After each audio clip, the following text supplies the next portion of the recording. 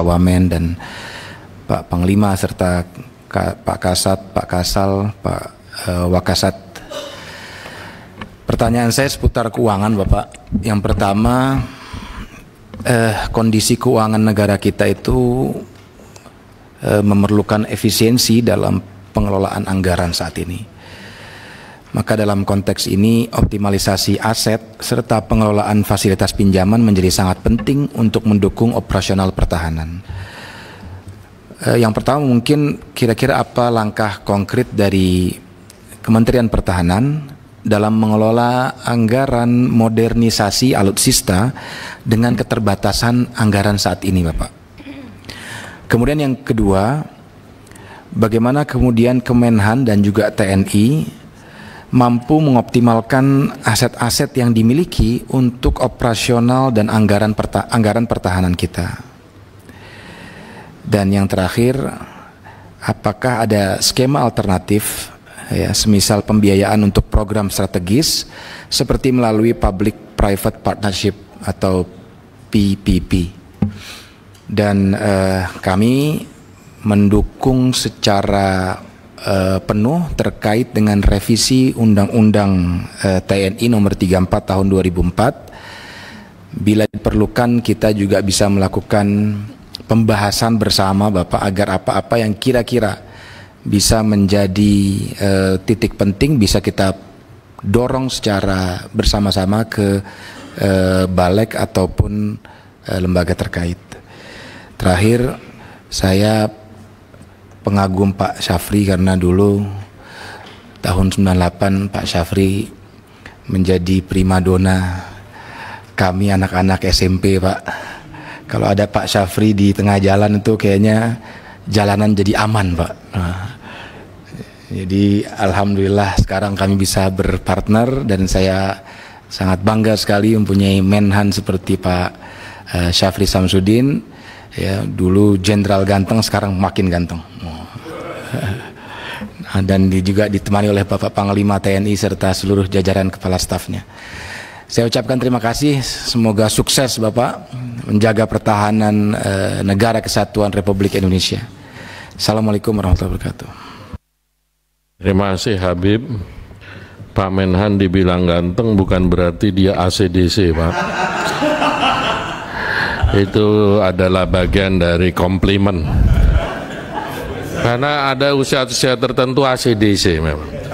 Ibu Bapak, saya mendapat info dari Pak Menhan, beliau dipanggil Bapak Presiden pukul 2. Kita tidak ingin dalam posisi melarang atau berhadapan-hadapan dengan Bapak Presiden. Pasti Bapak Presiden ada hal yang sangat penting. Kalau diperkenankan dari teman-teman semua, karena di sini kolektif kolegial Pak Menhan. Kami hanya mengatur lalu lintas, keputusannya rame-rame.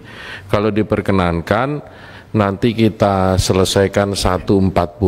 Beliau kan pakai tulit-tulit. Kalau tulit-tulit 10 menit, apalagi tulit-tulitnya warnanya hijau, nggak ada yang berani tuh. Kalau tulit-tulitnya kita ya kadang didiemin. Kalau diperkenankan 1.40 kita selesai, kita lanjutkan Selasa. Maaf, tuh saya udah mulai pelupa Pak Dev. Senin tanggal 2 Desember pukul 14. Kan pagi jam 10 dengan Pak Menlu Sugiono. Pak Menlu Pak Sugiono. Mohon acara lain Bapak geser. Kalau acara di sini semua penting. Di sini nih semua penting. Mbak Nurul walaupun pemain film yang zaman dahulu itu antri Pak mau ketemu long list.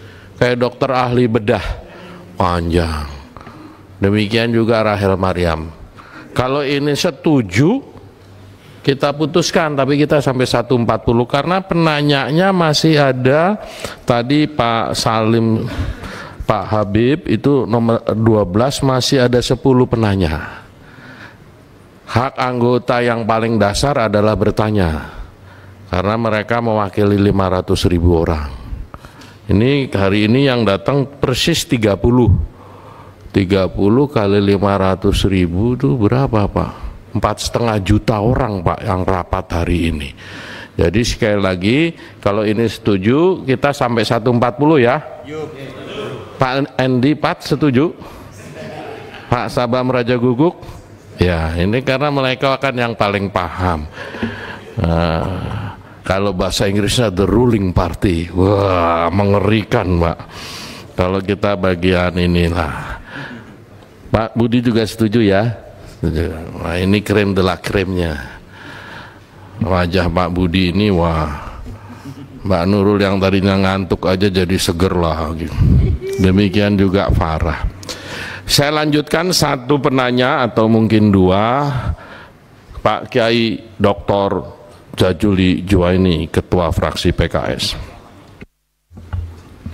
Terima kasih Ketua. Assalamualaikum warahmatullahi wabarakatuh. Selamat siang, salam sejahtera untuk kita semua, Ketua dan pimpinan serta anggota komisi, Pak Menhan, Wamenhan, Panglima, dan para Kepala Staf dan Wakil Kasat, seluruh teman-teman yang hadir dari TNI yang saya cintai dan saya banggakan. Pertama, saya mengapresiasi apa yang telah disampaikan oleh Pak Menhan tentang strategi pertahanan dan keamanan Republik Indonesia ke depan. Kita harus akui sejak Menhannya Pak Presiden yang sekarang ini 5 tahun yang lalu memang ada terobosan-terobosan yang sampai juga terobosannya sedikit heboh di ruang terbuka karena dikritik oleh pihak-pihak yang mungkin tidak mengerti. Tetapi saya sebagai anggota Komisi 1 DPR RI dan fraksi PKS itu bangga dengan terobosan yang dibuat oleh Pak Menhan kemarin, yang sebelumnya berpikir jauh, berpikir besar, berpikir strategis tentang pertahanan dan keamanan. Karena satu negara itu akan berwibawa dan akan semakin dilihat wibawanya oleh negara lain ketika pertahanan dan keamanannya itu kuat. Dan kekuatan pertahanan dan keamanan itu minimal 2 simbolnya. Pertama, prajurit yang kokoh tangguh, dan prajurit kita ini hebat-hebat kalau latihan-latihan di luar itu. Yang kurang hebat itu tadi yang disebut oleh sebagian teman-teman, tunjangannya aja yang nggak hebat, fasilitasnya saja yang nggak hebat.